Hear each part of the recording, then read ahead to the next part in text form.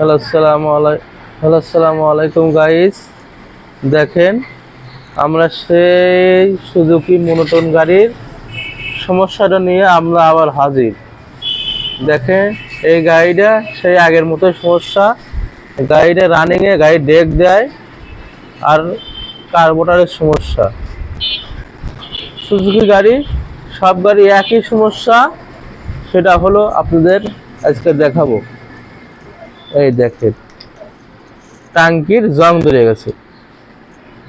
টাঙ্কির জং দেওয়ার কারণে এখানে টাঙ্কির ভিতরে পানি গেছে, পানি যাওয়ার কারণে এটা সুইচে যায়, সুইচে যাওয়ার কারণে কার্বোরেটর যায়। কার্বোরেটর যখনই যায় তখনই গাড়িটা আর পারে না। টাঙ্কিতে যখনই পানি যায় গাড়ি ডেক পারে, দম পারে, গাড়িটা পিক আপ ছেড়ে দেয়। এই দেখেন, আমরা এখন সেটা ক্লিন করব। আপনারা আমাদের সাথেই থাকেন। এই আমরা এখন গাড়ি খুলে গাড়িটা কমপ্লিট করব। দেখেন, আমরা এখন সাইড কভার খুলতেছি। সাইড কভার খোলার পরে ট্যাঙ্কির পার্টগুলো সব খুলে ফেলবো। খুলে কার্বোরেটরটা আগে ওয়াশ করব, তারপরে ট্যাঙ্কিটা ওয়াশ করব। দেখেন কিভাবে খুলি। দেখেন, আমরা এখন সুইচটা খুলে দেখব সুইচটার অবস্থা কি। সুইচটা খোলার পরে তারপর আমরা কার্বোরেটর খুলব।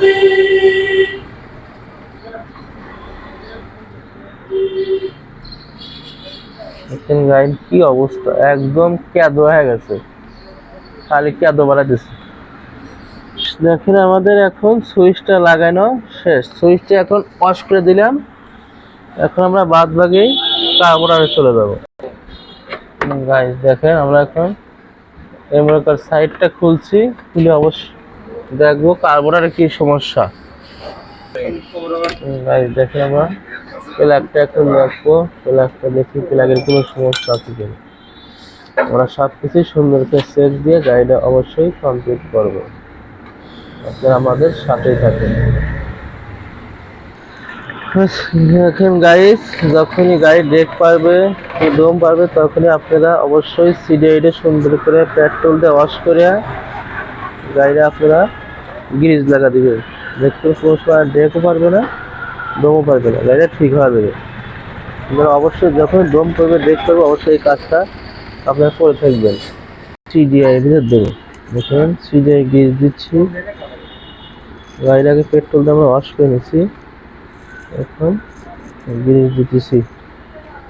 এই দেখেন, গ্রিজ দেওয়া শেষ।